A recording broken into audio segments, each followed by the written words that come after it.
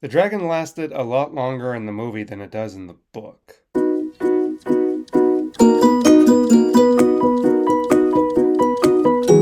Hello, hello, welcome to my channel. My name is Brandon Whaler. Got a strong mouth because Pete thing happened when I was in the army. Can't talk unless I'm writing down something. Moving on.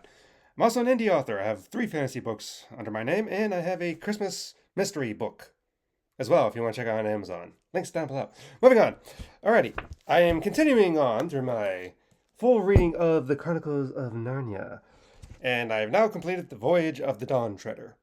This image is one of the covers I found of it online because in the book, well, it's just what's there. So, yeah.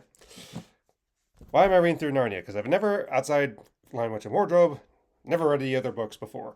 I saw Prince Caspian in the Voyage of Dawn Treader movie years later, but I don't really remember them as much compared to the original movie. I did watch the BBC Lion, Witch, and Wardrobe movie, but maybe one day I'll talk more about it. I didn't watch the other stuff yet, but this is a book review. Voyage of the Dawn Treader. Uh, it starts off with you kind of want to hate Eustace because that's a thing. Because Eustace is the little kid who's mean to Lucy and Edmund, who were there with their cousin because they couldn't really afford to stay in America. You know, the family is kind of like doing some things in America. Susan went with them because she's considered the oldest of the family and everything, and I mean, pretty wise and stuff. Because it's like a couple years later, and it's like this isn't foreshadowing at all. Now, Peter is actually, it says with Professor Kirk, like from Nine Witch Wardrobe book, but it says his fortunes have gone bad and he's like in a little ram kind of shack and stuff now. Like he's not living in the same place anymore. He's like living in a terrible place. It's like, well, what happened here? Why'd that happen? Was there an economy issue? What's going on with Professor Kirk? Or so I don't know. Sad, but that's what they did. Um, So again, the painting kind of comes to life, and they get sent to Narnia. It's 4 years later, from what they can tell, in Caspian's time. Caspian's out looking for the seven lords that his uncle sent away because they were loyal to his father, the king, and so now Caspian's trying to return the favor and trying to go find them and everything. Now it has different adventures and everything. The island hopping and everything. There's Reapy Cheap, the mouse and stuff there, and they're on the Voyage of the Dawn Treader. I haven't seen the Voyage of the Dawn Treader movie in years, but as far as a difference thing, I can remember it. Actually, I think I like the movie more than Caspian. But as far as differences, these two, that movie and the book, completely have a different thing of how they do stuff. Interestingly enough, like they have a thing with a little girl going on the ship trying to follow the father and everything like that. That's not in the book. Uh, there's a lot of things they change, like how the duffel puffs are and everything is just completely, change with the. There's a lot of differences and everything. So again, I haven't seen that movie in years. It's been like when did I last watch that movie? 2012, 13. Whenever it last came out was when I watched it maybe one time more or so after that. I just don't remember how it all was. But back to the book. Book wise, it actually kind of adds to my wanting to read kind of old literature for a pirate story that I want to work on and everything. But again, I don't have the language of Lewis or even these old writers to match that. So it's like, eh. But still, I'm trying to seek for a way of like trying to get an old feeling and everything. And this kind of adds to it because it is a sea adventure. They're going around from book to island to try to find where these lost lords are. They're starting off in the area of what they know. They're going to what they know as the known world, and then they're going to travel beyond that. Now, the kind of the place in the let me just stick with the book. Caspian, Lucy, Edmund, and Eustace go on the island. Eustace still doesn't believe where he's at. He's like, "Where's the British consulate? I want to be left with the British consulate." And I'm like, look, it's like, eh. They do get captured by slavers. They get taken to this other island. But on that island, Caspian's immediately bought by a man, and it turns out he's one of the missing lords. But he recognized him and said, like, I'm going to treat you right. You remind me of my old master and stuff. And Caspian's like, what was his name? Caspian? And he's like, yes, I am his son and everything. He's immediately like, you are my king and everything. And he explains that the 6 other lords still kept going on, whereas he stayed on that island and married a woman he fell in love with. Now because of Caspian, trying to do something quick to try to free his friends from the slavers and everything, they basically hold a coup from the governor of the island in a way, and he makes the Lord his friend. I mean, the Lord of I just call him a Telemarian Lord. He makes him the actual governor of the island because the other one is like, you're lazy and you're not doing everything that you're supposed to be doing. So I'm going to make him things well. And it's not really much room for discussion. They get to the slaver market. They kind of put an end to that. They free their friends. It's kind of funny. He says like, "Oh yeah, Eustace. No one even wanted to buy him, even at the bare minimum price, just to show how like bad Eustace is and everything." Like Eustace is trying to hold a. There's a couple entries of a journal that he's trying to hold during a few periods of time, and he's just like belittling everybody and stuff. He does not get along with Reapy at all. Like he gets stabbed by Reapy because he's like, oh, because he pulled on his tail thinking it was funny, and Reapy being a warrior is just kind of like, ah. I was like, yeah, that's funny. He deserved it. The little, as it calls him all the time, a prig or whatever. I don't know what the real British meaning of that is, but it's funny. Here, I'll put this here. So you see it always in the corner. That's not going to work. Okay. Moving on. But then they start. This is definitely where the movies get different. Showing the islands and stuff. They move the islands that they start going to, trying to find the different lords or anything. They start finding evidence of one at a time. Well, like they find this island where it has the water is kind of like very. They don't want to touch it, but as soon as they like touch the water or anything out of fear or something, it turns anything it touches gold. And they see a lord down into there, and it's just a golden guy and everything. But unfortunately, I think that's where if I remember correctly, in the movies, Edmund is still kind of priggish himself, trying to focus like on himself, like because he still has scenes of the White Witch and everything like that. In Caspian and in this book, there is nothing of that.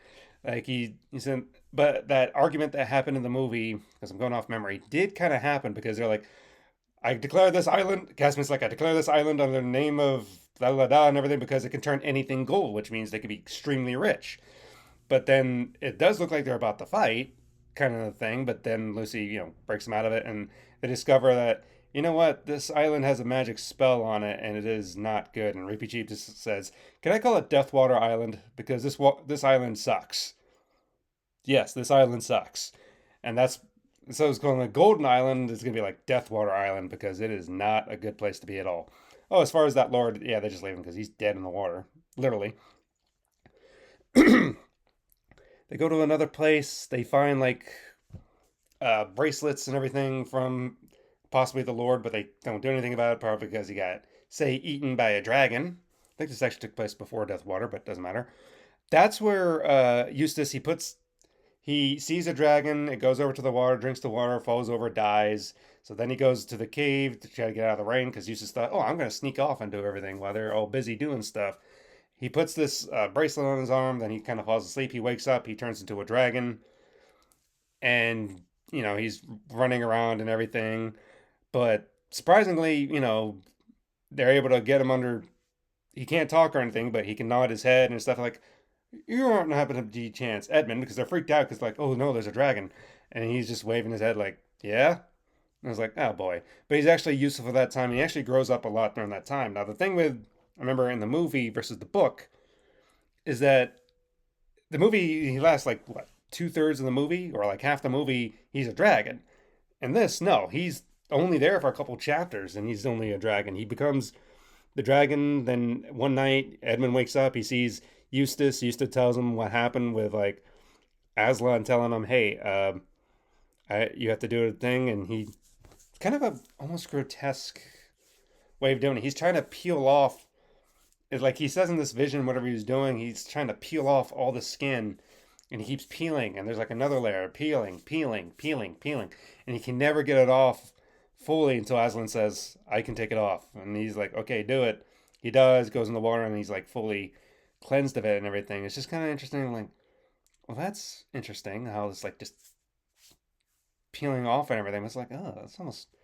I don't know what the significance of that is, but I know I've seen some comments before from people online saying it's a very interesting kind of thing. So let me know what you think about that section. Now, the other thing with they keep trying to go on. They find the Dufflepuff Island. You know, if you saw that movie, you saw the guys like on 1 foot thing. They were turned into that and changed by the wizard and everything. And it's much more comedic in the book and everything. What's going on? And Lucy's not having visions of Susan becoming Susan, beauty and stuff. Now that is kind of aligned with being beautiful and different stuff in the book. She does go upstairs under the Dufflepuff's discretion because they can't necessarily fight invisible guys and they don't know what to do with invisible guys. So they send her up there to the wizard thing. She goes up there and she's reading through the magic book and only turns right. You can't turn left. You can't go back to what you already seen because all the spells and everything. And it's very enchanting to read. So you're just reading and you're just trying to go forward, but you're very tempted to just read kind of all the different stuff that's happening. Like there's a beauty spell, there's like a great story that's ever been told, and she can't remember it afterwards, and she's very sad that she can't remember it afterwards. There's one thing she did as an eavesdropping thing of two friends back home, and she sees one that's supposed to be a good friend saying, "Oh yeah, I don't like her at all, and she sucks," and everything like that, and that makes her very sad and angry. And Aslan actually appears and rebukes her. And he says like, "You were eavesdropping on them. That's not right." And she was like, "Yeah, but she was saying stuff about me." And he's like, "She was under the influence of the other girl because she didn't want to offend her and everything. She doesn't actually feel that way and stuff." And Aslan was really, kind of rebuking her, and she's like, "Oh, I'm so sorry." It's like, well, you did, and now you have to kind of deal with that. I was like, all right. But they find the spell, they free the Dufflepuffs from their look, but they're still on the one leg and everything like that. It's not like, oh, what did you throw at them? Lint. I remember that's the one part I remember in the movie is like, what'd you throw at them? Lint, but don't tell them that because the Dufflepuffs aren't really that smart. But again, more longer in the book and everything, and it's just kind of interesting how that whole goes. They're just like kind of like mushroom headed, and they're walking around on the foot thing. They're trying to serve soup, and it's just because you're jumping up and down, you're going like this all the time. How are you going to serve soup if you're going like this? You're not going to. Now there's something interesting and stuff, and I don't know it's because of the computer algorithm or anything, but I log into Facebook one day and actually brings up something about Voyage of the Dawn Treader about an upcoming chapter about this dark island. They find another lord, and they go into this dark area. They've never been in the dark area, and they don't see any light except barely the torches that are in front of them, and even that's not enough. And they hear one guy crying out in the water, and he's able to get on board, and he's like, "No, this is the place where they let dreams exist. Dreams happen." And it's like, okay, they're dreams. Like, no, dreams happen. And they're looking at him like, oh, he's absolutely serious, and he means dreams, like bad ones.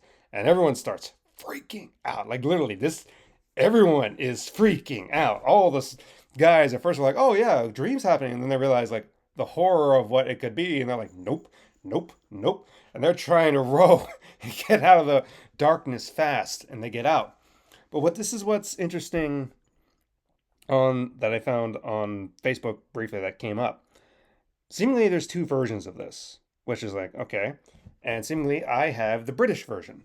Because in the British original version, it happens like what it says. They kind of get out of there and they kind of make light of what happened. It's like, oh, yeah, didn't really happen or something like that. But seemingly, according to this article, Lewis didn't exactly like that. So he updated it for when the American version was coming out because he wanted to show that, there are dark places or so that are real, that, dreams can be, horrific at times and everything. So he kind of updated the thing that what they were going towards did actually happen. Like he took out a line that kind of made light of it and kind of made it like, yeah, this was a very dangerous place. And it's just interesting, like, okay, well, that's interesting. Uh, I don't know why it's like two different versions. I mean, why don't they update it to have like all versions? Why don't they just update it to be that if that's what he decided to change it to and be intended? But now that I know there's two different versions, it's like, oh, okay. Just to that one section, I was like, okay. Uh, I don't know whether really to think about that or not. I kind of get where he's going to. I wish I had that section maybe to compare it and read instead, but that's okay. I mean, It's okay maybe to have both versions. If you read them, I guess from my view would be this. Sometimes it's good to have dreams. Other times, yeah, trauma and different stuff that comes up with the dreams, it doesn't bode well. So, continuing forth, yeah, again, the White Witch has nothing to do with this book at all. Unlike that movie with the Temptations and all that, has nothing to do with this whatsoever. Lucy does use a bow, seemingly, to be ready and stuff. They do kind of get attacked by like a sea serpent thing and stuff like that.